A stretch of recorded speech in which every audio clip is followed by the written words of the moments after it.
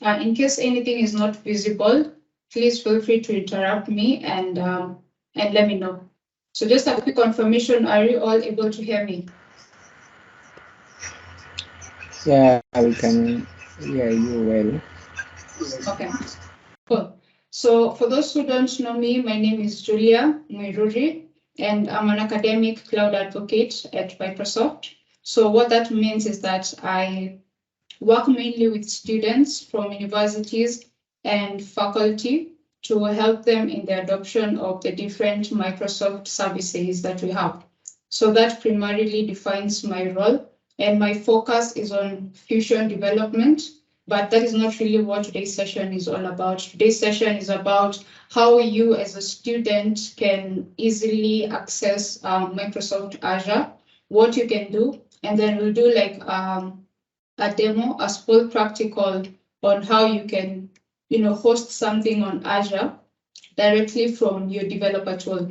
So just a little background on myself. I have a certification in Azure Fundamentals. I have a certification in Power Platform Fundamentals and Microsoft Security, Compliance, and Identity. So I've been intrigued by what you can achieve on Azure, and hopefully today's session is going to answer some of the questions that you've been having on what you can actually do on Azure. So if you'd like to connect with me, you can find me on LinkedIn, Julia Mwiruri, and on Twitter, Julia Mwiruri4. So in case you have any questions, in case there's something you want to pursue, something you want to consult, I'm always happy to help. So today's session mainly will just cover like a brief intro into Azure. Then from there, we're going to just talk about, the application of hosting, and deploying your applications on Azure. So I think the first thing I would want to touch on briefly is, the reason, and I love this slide because it just, gives a reason as to why we keep talking about Azure. Why do we keep emphasizing that if you have not yet, accessed your benefit as a student, why should you do that? And the reason why I keep promoting Azure is because there's always something for everyone. And if you're a student, specifically if you're a student, you can always learn with zero investment.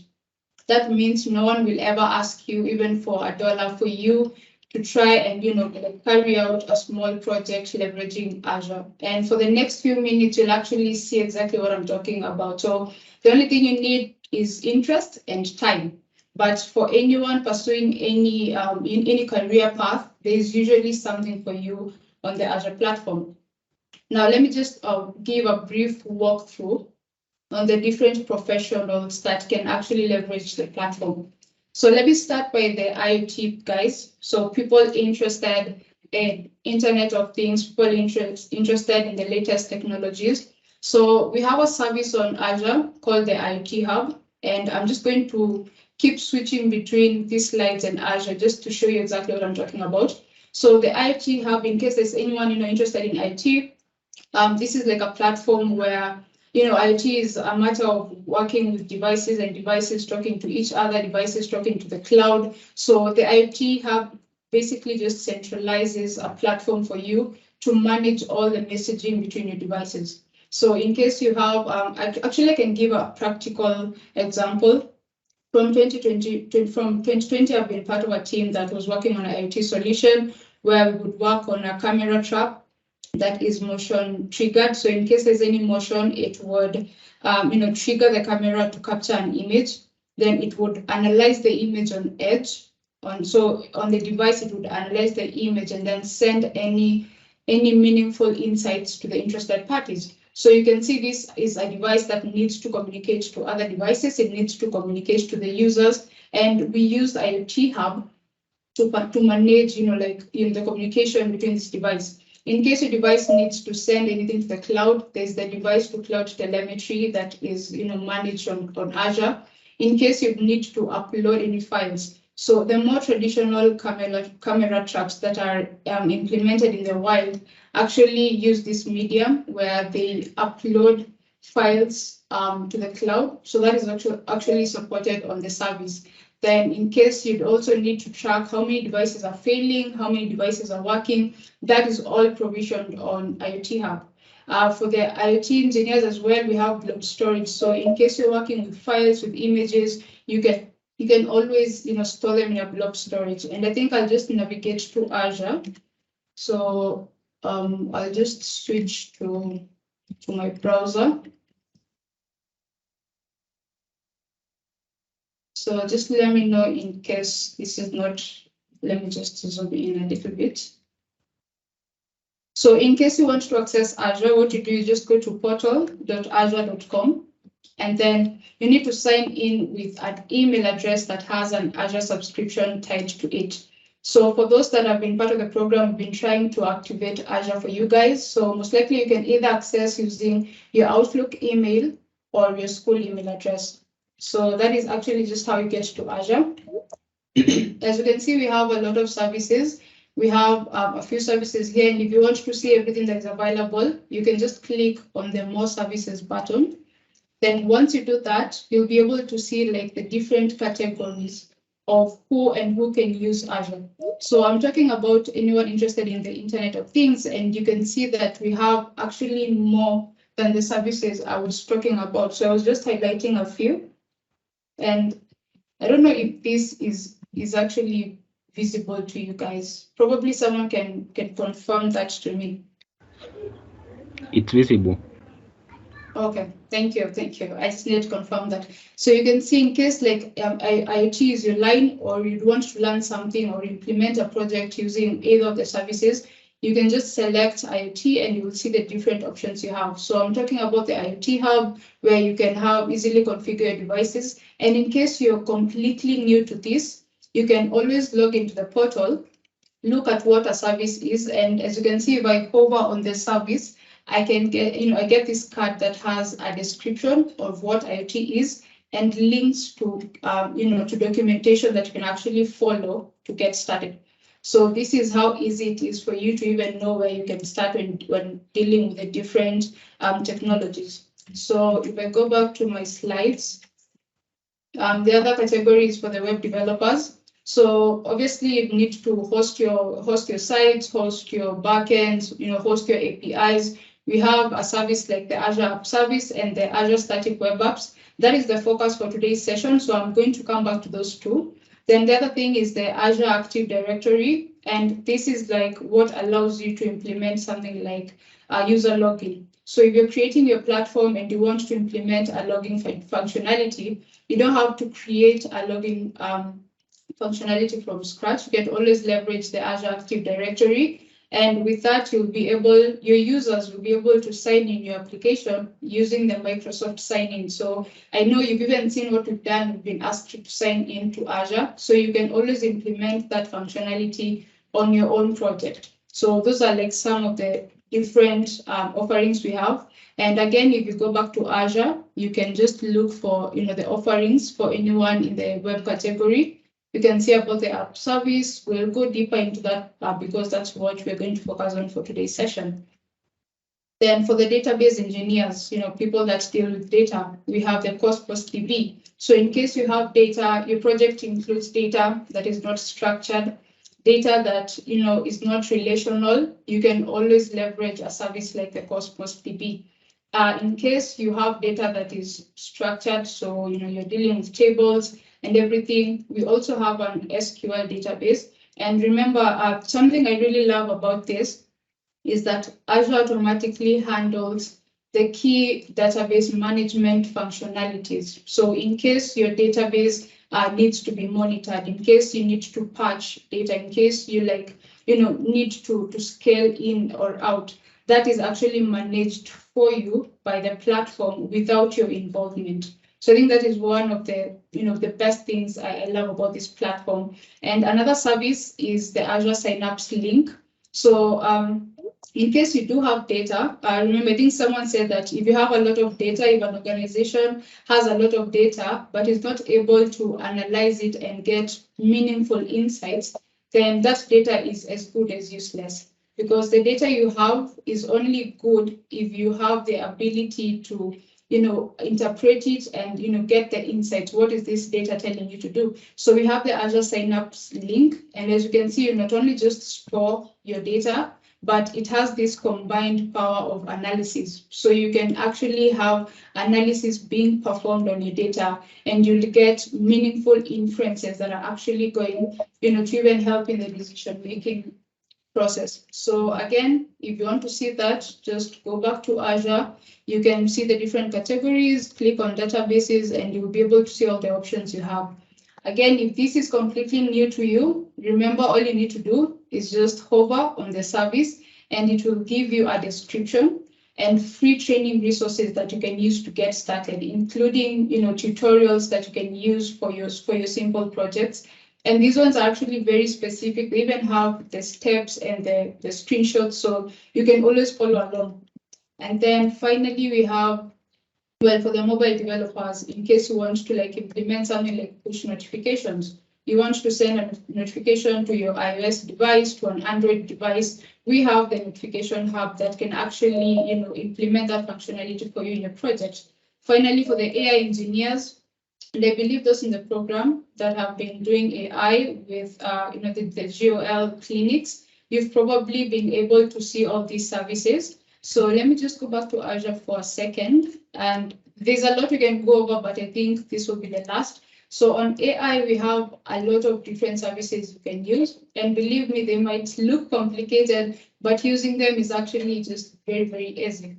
So if you click on something like the cognitive services, right? So cognitive services, we have a bunch of, we have a bunch of services where we think of speech. So if you want your computer to actually translate your text to speech or your speech to text, you've seen in some presentations where a speaker is delivering a talk, and at the bottom of their PowerPoint, there is real-time translation of what they are saying being translated into text for anyone who is deaf in the audience to be able to read through. So that is also something you can leverage and implement in your project. So that is under the speech category in the cognitive services. We also have the language category. So this is when you're talking about translators. Maybe you're in a room with someone from Japan. There's an easy way to incorporate translation in your applications. And believe me, because now you have access to Azure, you have the free credits you can use. It's just a matter of going in there and trying it out. So you can try and implement it in your project and everything. We have vision. So vision is just simply, the concept is simply just the way you're able to look at a dog and say that this is a dog. You're able to look at a cat and say that this is a cat. How are you able to train a computer to have the same visual distinctions as you? How are you able to train a computer to give it an image of a cat and it's able to say that, okay, so indeed this is a cat. We have that service called the computer vision, so and then the custom vision, which is an easy to use API. And I'm actually seeing that out of experience because when I was doing my final year project, this is a service I leveraged. So there's always this push to try and have a project that not everyone is doing. So lecturers are always looking for a student who is doing a project that is actually not being done by everyone else. So you need to have something extra. And in my case, I decided, you know what, I'm actually going to go out of the limb and push myself to do something completely new. And I decided to come up with a system where, you can upload an image of a retina, and then the system can tell you if you have diabetic retinopathy or not. Now, believe me, for that project, I did not write any model. I did not hard code any model. I leveraged this service. So for the custom vision, what you do, you provide images on this platform, and then you just add images and you give the tag. So you tell the computer, this is a cat, this is a dog, this is a camel, and then it's going to train it. So the platform has predefined algorithms. So you just run, you easily just click a button. It will run and train the model for you, and then even provide an endpoint that you can use on your own system. So it's very easy to use these services. So as I said, we might not be able to go into all these details, but since you already have access to Azure, please just take a look. In case it's a project you're interested in doing, definitely go for it. So the other thing you might wonder, what is required for you to access these services on Azure? So the first thing you need is an Azure account. And I think most of us already passed that. In case someone is not yet, I think we can share a resource on how you can get an Azure account. Then from there, you need a subscription. Every student is entitled to 100 USD worth of Azure credits. So credits that you can use on your personal projects, no strings attached, and you can renew that on an annual basis. So that is all you need. And if you have an Azure account, you have a subscription, you can now access Azure and all the different services. I will later on talk about resource groups and resources as we continue with this demo. So as I'm talking about the free accounts, you get access to free products, and even if you deplete your 100 USD, you will still be able to use the free products for your projects. Then we have these three concepts down here that I just wanted to briefly touch on before we get to the demo. And all the services you use on Azure, so whether it's an individual or an organization, the services are actually on a pay-as-you-go model. So you only pay for the resources you create. And if these resources are actually live, you will pay for them. If they're not live, you will not pay for them. So just to clarify how the model on Azure is like. So in case you're using a free service, there's no payment, there's no billing that will be done. In case you're using a service that actually needs to be paid for, you'll only pay if the service is live. If it has some downtime, you don't need to worry about that. Then we have something called the Azure regions. So this is like the location of your data center. So imagine if you want to host a site, you create an app service, which you will see on this session. And then you need to define and say that I want to host it in a data center in, let's say, West Europe, in East US, in South Africa. So that is basically you just saying where you want the location of that data center to be. So we have the concept of availability zones and region pairs. So imagine if you're working in an organization and your company website is hosted in a region in, let's say, South Africa. In case anything happens and the region in South Africa happens to go down, that means your site will actually go down. But there's a subscription that allows you to work with region pairs. That means you can have your site between two regions. So in case one is down, your site will not have any downtime because you'll be able to access it since you'll still be live on the other region. So these are just the few concepts that you'll be getting. So in case you're interested in learning more about Azure, these are like, the concepts that you'll be learning about. So for today's session, what we have is a project, a local project on VS Code, and the goal is to actually get it on Microsoft Azure. So today's question is, how can we get it on Azure from our local machine? The only thing we need is an Azure account extension. So we'll be working directly from VS Code. In case you have them set up, you can follow along. So if you want to have your project from your local machine to Azure, the first thing you will need is an Azure account extension. Then we would also need an Azure App Service extension because that is where we will be pushing our code to. Then finally, in case your code has something like a database, you would also need additional extensions. And in case you're wondering, an extension is just an add-on on VS Code that allows you to externally access a different platform. I will show you what I mean in the next 2 minutes. So the final thing before we jump into the demo, you've seen we're talking about two products. We have an app service and a static web app. So you might wonder, what are the differences between these two services? So in case you have a website, you want to have it built and directly connected to your developer tool. So you want your experience to be like you're working on a project on VS Code and you don't want to leave VS Code and you still want to publish your site. Then most likely an app service is the service you need. If your website just consists of static files, static content, so your project simply just has the static files, it doesn't really have a lot of functionality going on, then probably you're better off using an Azure Static Web App. And you will see the difference between those two services in the next few minutes.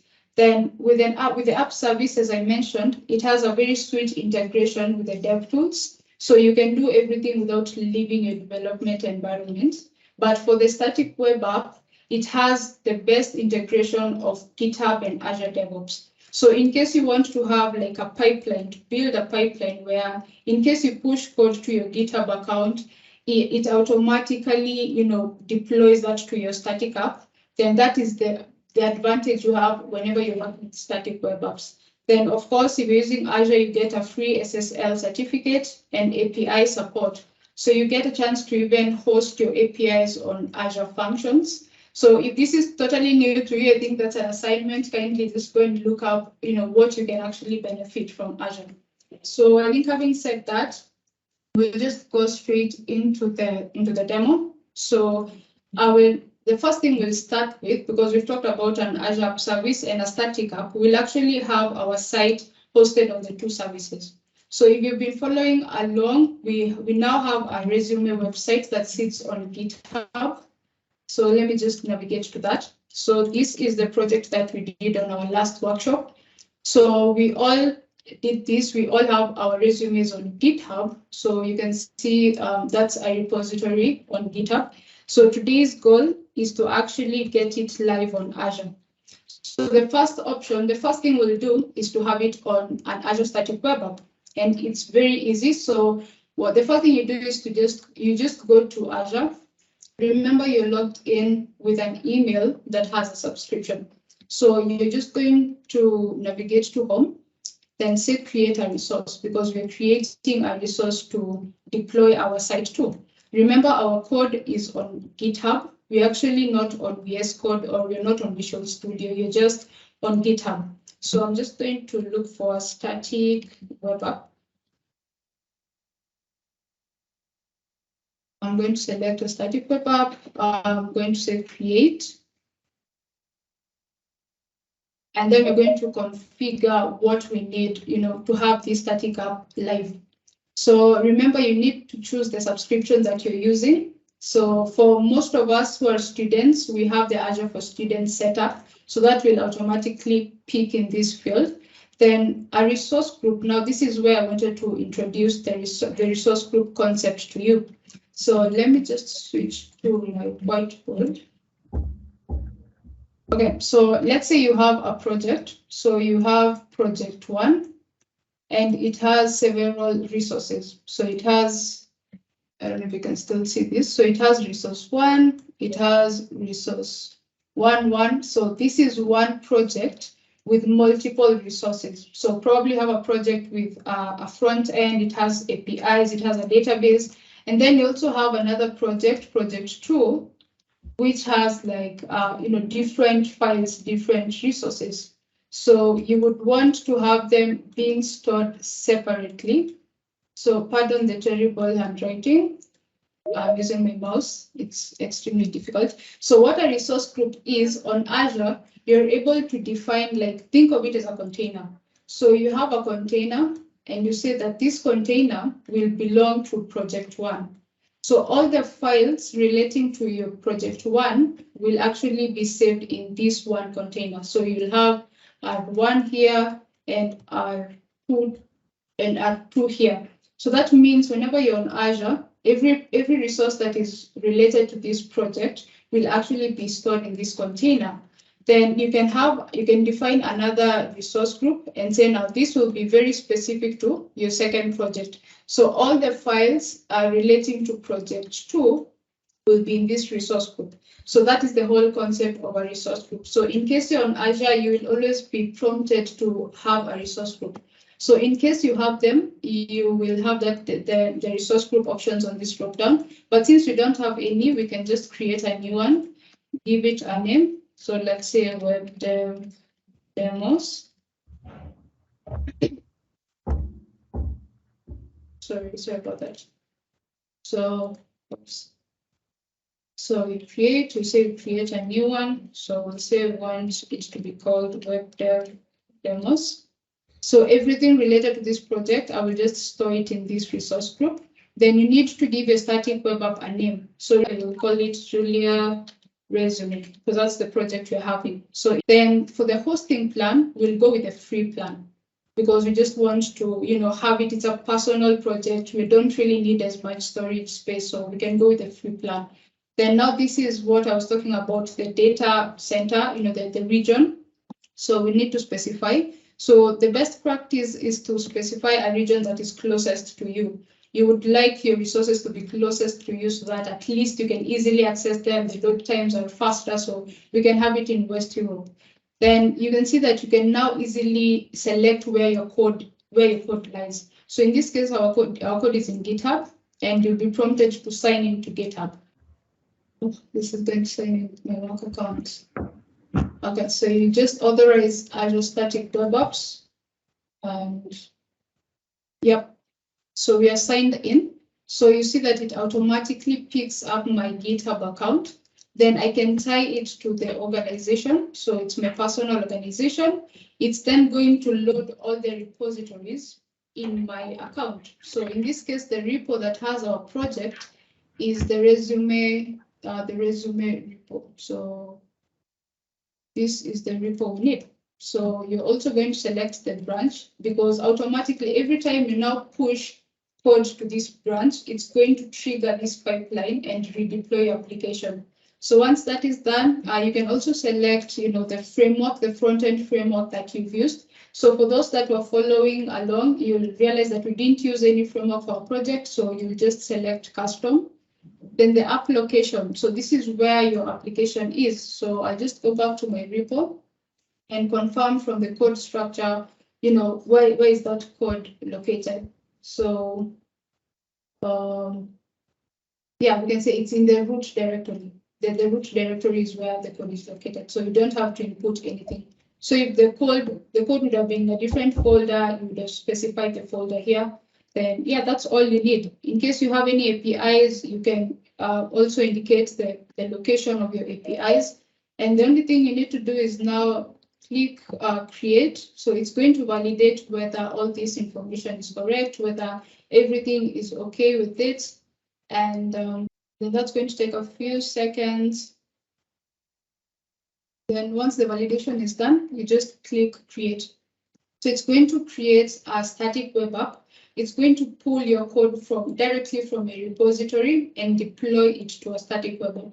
So we'll give that a few minutes to complete. So if you click on the notifications pane, you will see that it's now initializing the deployment and everything that is going to happen. So you'll get a prompt once that completes. So that is all you need to do if you want to get your project from GitHub to Azure using a static web app. As you can see, it's very specific to using very static files. So that is how easy it is. So we'll just give this a couple minutes to complete, and then we will now access our application live from Azure. So as you can see, the deployment has been successful. So you can go to the resource and you can now, browse to your website. So if I just browse to our site, we'll see that the site is live. It's just waiting for the content of our project. So if I go back to GitHub and refresh, you now see this orange button here, this orange dot. So this shows that there's something going on. There's a process that is going on. We can click on it and you will see that just by us on Azure creating our static web app, that already configured the workflows on GitHub. So what is actually happening right now as we speak is that our code is being deployed to the static web app that we just created. So you can click here to just have, to just see exactly what's going on. So you can see the 4 steps that are happening. It's going to build our project and then it's going to deploy it. So as that continues, I want to show you briefly. Oh, lost my presentation. Okay, so you can see that is still continuing. So it's now building and deploying. So you can see that it will not detect a language from our repo. So it's not sure what programming language we're actually using. You can see the status is still in progress. So once the deployment completes, it's going to tell you whether the deployment failed or succeeded. And you remember, you're not doing any configurations on GitHub. That is being handled by you setting up your app on Azure. So you can see the deployment was complete. And now you can see that we are no longer getting the orange dot, we now have a green check. So that means the workflow was successful. Now, if we go back to our page, if we go back to our static web app and refresh, you should be able to see the content of your resume. So in a matter of minutes, you have your site from GitHub directly to Azure. And this is like, so this is the URL that you can use to share, you can customize it. And as you can see, anytime you push code to this branch, it's going to automatically trigger that action for you. So there's nothing manual that you need to do. Now that is the first option of using a static web app. So let me get back to my slides and we see the other options that we have. Oh, sorry. Yeah, so this is like how the architecture of a static web app works. So in case our code changes, in case we push code to changes to our code, that is automatically going to trigger a GitHub action, and the static web app is going to be updated. That is all you need to know about static web apps. As you can see, it's super easy. Then the other option now is to use an Azure Static Web App. So in this case, we will need Visual Studio Code. So I think we'll just go to where the file is. So let's just run it locally, see the content of our project. It's just a React app. There's nothing complicated about it. So you can see the files. Say this is our app. So let's save that. And yeah, so this is the app that, so you can see now it's just available on our computer. So we also want to have it on Azure. Then the thing you need to do is install the Azure App Service extension. So you can see if you just look for it, you will find it on the Azure extension. If it's not installed, you will have this button reading install. So you just click and install it directly. So once you have it installed, I already have these extensions installed, so I don't need to do it again. But in your case, probably you don't have them. So just go ahead and install the Azure App Service and the Azure Account extensions. Those are the two that you need to, like have your site from VS Code to Azure directly without us going back to Azure. So what you do next is once you have the two extensions installed, you will see this icon pop up on the left pane. So you will see that now we have the option to either create an Azure account or create an Azure account for an Azure for Students account or sign into Azure. Because we already have the accounts, I'll go ahead and sign into Azure. So it's going to redirect me to the sign-in page, and I will select the email that has an Azure subscription. So that's the email I'm going to use to sign in. So I can close this page and go back to Azure. As you can see, it automatically loads a subscription tied to that email.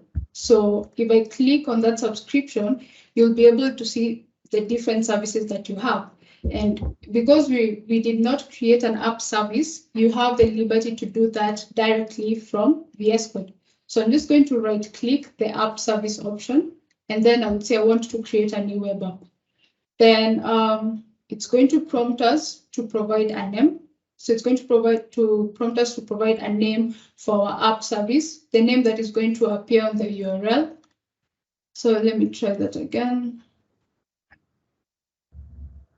So you can see we're being prompted to enter a globally unique name. So this is the name that is going to be at the URL for your site. So let's call it Julia Resume. Then hit enter. Then you need to select a runtime stack. So this is a Node.js project. So I'm just going to select Node 16. Then this is where you select the pricing tier. In case you're just doing like a simple project, it's your personal project, you can use the free basic, the free pricing tier. In case you just want to develop and test, so this is a developer trying things out, you can use the B1, which I believe should not be paid for. But in case you want to use this for production, you go ahead and use the premium tier. So for us students, or for you students, I keep forgetting that I graduated. So for students, you can just go ahead and use the free tier. I'll also use that. And once you select that, that is actually all you need and our app is actually being created. So you can see we didn't have to leave VS Code. We are doing everything from Visual Studio Code. And right now what is happening, what is happening is that VS Code is actually communicating to Azure and creating a web app under my subscription and under my Azure account. So you can see how easy the integration is. So this is going to take a few minutes, and I don't think you'll be running behind on time. Okay, we have 14 more minutes, and I think we'll need a few minutes for questions. So I can just explain to you what happens as we wait for that to complete. So remember, we started by having our code on VS Code, and we want to have it end up on Azure with this URL. So the name we've given it, azurewebsites.net. So what actually happens is, you see we have the code on VS Code. Once we create that Azure App Service on VS Code and we tell it to deploy, which you'll see in the next few minutes, what happens is that this code is added to a zipped folder. So our code, so your code, whether it's a React app, an Angular, whatever framework you use, it doesn't matter. The code is actually compressed and added to a zipped folder. Then a call is made to the Azure API, and that folder is pushed over to Microsoft Azure.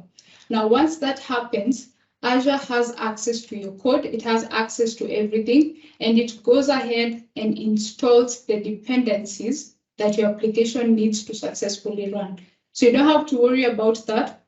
What we're doing right now is that we're giving Azure access to our code.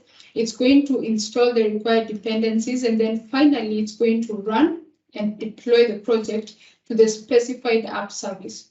So that is kind of what happens in the background. So as we still wait for it to create the web app, we're just going to deploy. So let's just check if that is completed. You can see it's running 6 out of 6 jobs, so it's almost done. So you can see it's actually not complicated. In a matter of minutes, you have your applications live, you have your projects live. So in case you have a quick deadline, you're expected to deliver, you don't need to worry.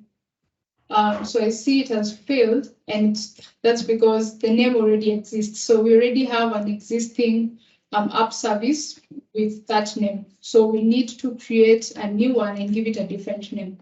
So we can see Julia test. Then the runtime, select everything. So you can see that that actually failed because you can't have, like, it's like having two URLs pointing to the same. Sorry, kindly let's just mute to avoid disrupting the session. So I think we'll just need to give it a few more minutes to complete that. I don't know how free if I'm running behind on time, but I think this one is actually fast. So we can just wait for it to complete. I don't know if you have any urgent questions on chat that we can address as we wait for this to complete. Okay, so I'm just going to make weird noise until this completes. So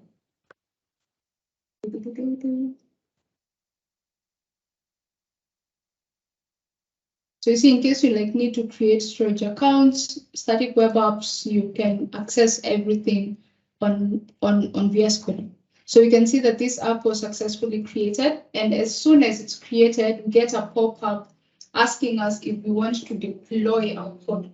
So that is all we need to do. We just need to say, yes, I want you to deploy the project that I'm currently on and deploy it to that newly created web app. So once you do that, the process that I was explaining, I think it's going to start in the next few seconds, probably. Normally, this usually takes, shorter time. I think today there's some lag. So because you said we want to deploy, we need to specify which project we want to deploy. So the demo site is the project we want to deploy. So I'm just going to select it, and it's going to instantly start the deployment. So in case you want it to, automatically pick from this project, you can say yes, because it will automatically be picking from this, but I don't need that for now, so I'm just going to skip. So the deployment should begin, and you will actually get, you can see the output window. So you can see that it's now deploying our project on Azure Web App. So if you click on the output window, you can now see each step as it happens. And this is exactly what I was explaining to you. It's going to add your project to a zipped file folder. It's going to push it over to Azure. Azure is going to install the required dependencies. It's going to run and deploy a project. And then in a matter of minutes, you will have it live on your Azure Static Web App. So I know this will take like a few minutes, probably minutes we don't have. So let me just show you how that process is like.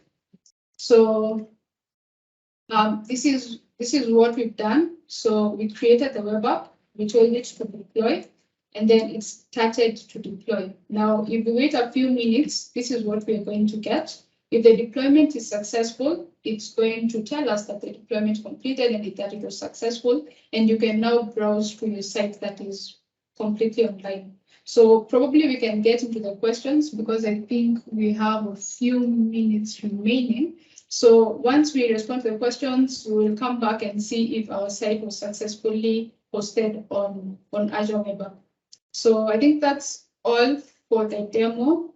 I can stop presenting my screen and see if we have any questions from you guys. All right, so I see we have questions on chat. In case you have any burning question, you can also come off mute and ask a question. Hello. Hello. I'm asking whether you will send us the recording for this meeting so that we can also follow up. We can also do practical examples later on. Yes, we'll definitely provide the recording and additional resources that you can use to get started. So yes, we'll do that. Will you send it in our groups or WhatsApp groups or where, or in our emails? So where? So are you like in the WhatsApp group you have with the mentees?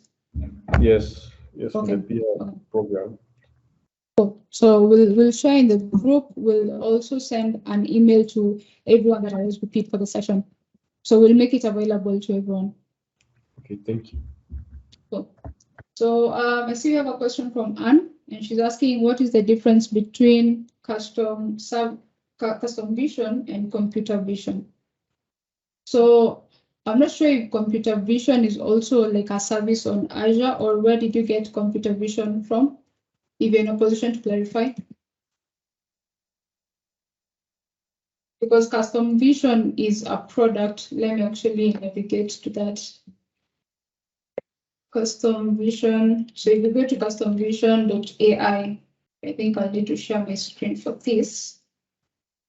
So just to clarify that question, so custom vision is actually, as we were talking about the cognitive services that has the different branches, language, speech, vision.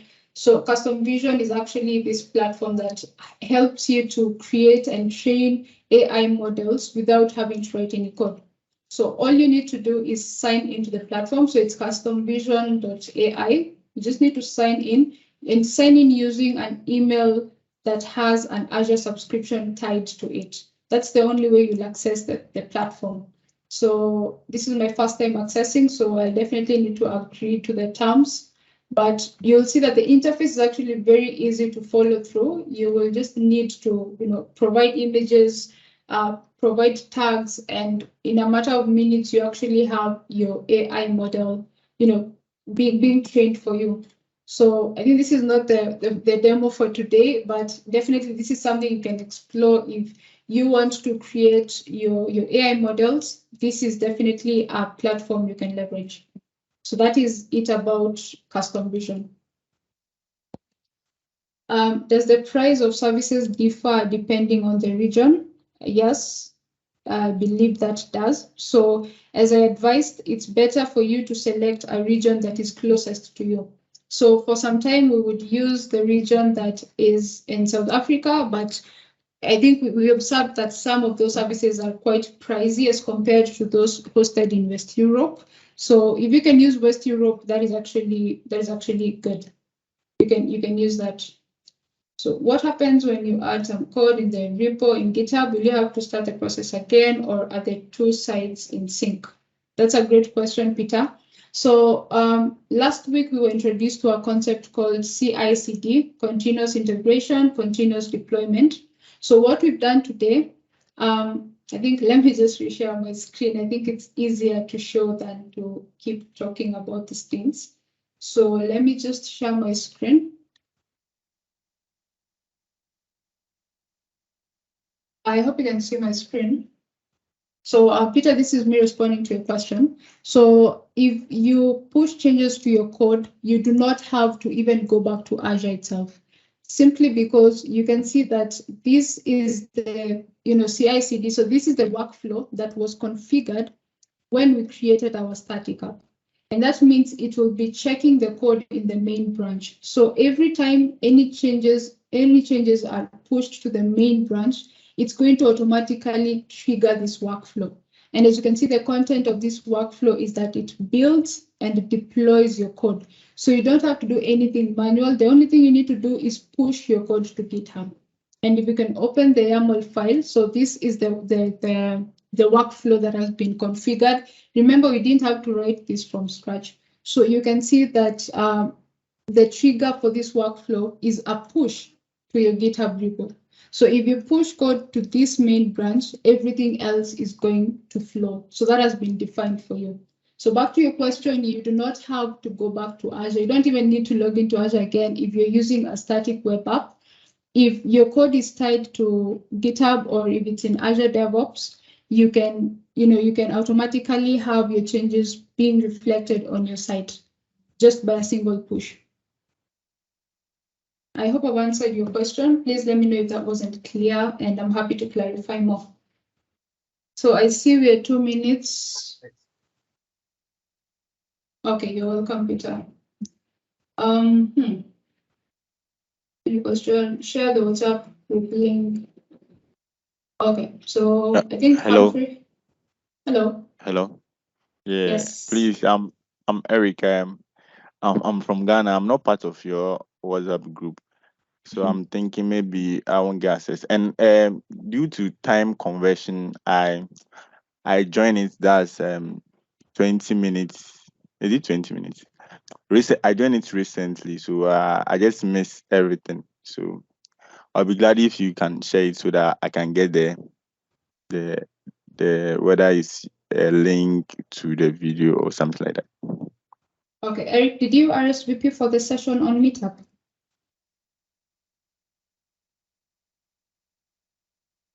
Yes, please.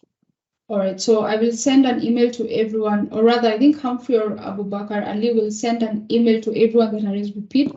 So we'll send the recording and the additional resources. Okay, thank you very much. I see we have a great question from Taras. I hope that's not butchering your name. So for the free plan, is it a must that you provide your credit card? So for every student on the call, you do not have to provide a credit card for anything. So all you need to do is to navigate to the Azure for Students website, because you actually don't need any credit card for this if you're a student. If you're not a student, unfortunately, probably there are way around it, but for non-students, probably maybe you might need to pay for this. But for students, you just need to go to aka.ms/Azure for Students. And so on this website, this is how you can get your free, your free access to Azure. So you start with $100 worth of USD, worth of Azure credits that you can use to play around with the different products on Azure. So you just need to click Start Free, and for this you will need your school email address. So if you don't have a school email address, this might not work for you. But in case you have one, please go along with this. And in case you're having any troubles, please reach out to me and I'll be able to help you. Yes, so you don't need any, any Azure, any credits for that. I can see one ad up from Victor. I don't know if he has a question. Okay. Okay, Victor, your hand is up. Okay, so I think I can stop at that. We are 2 minutes over time, so sorry about that. But yeah, that is just how easy it is for you to work with Azure. If you have your personal projects, you can easily connect to any service that your project needs on Azure. And if you're a student, remember you're doing this not out of your pocket, but out of the benefit that you're getting, from the Azure for Students subscription. So as I said at the beginning of the session, in case you have any questions, please let me know. I'm happy to help. You can always reach out to us. And yeah, I think I'll leave it at that point. Humphrey, back to you. Thank you so much for listening. Okay, thank you so much, Julia, for such a wonderful presentation. Yeah, I hope everyone has learned something today from today's session on how to maneuver around Azure and how to deploy their project in Azure. So hope to see you in the next session and to see what project will you have worked on and maybe deployed on Azure. Maybe you can try and deploy the website that you have created for to showcase your resume. You can try and deploy it on Azure and see how it goes. So yeah, if there is another question, maybe if there is, maybe you can try and reach us through the WhatsApp group or Twitter. Yeah, we'll be much glad to help. So let's end our call there.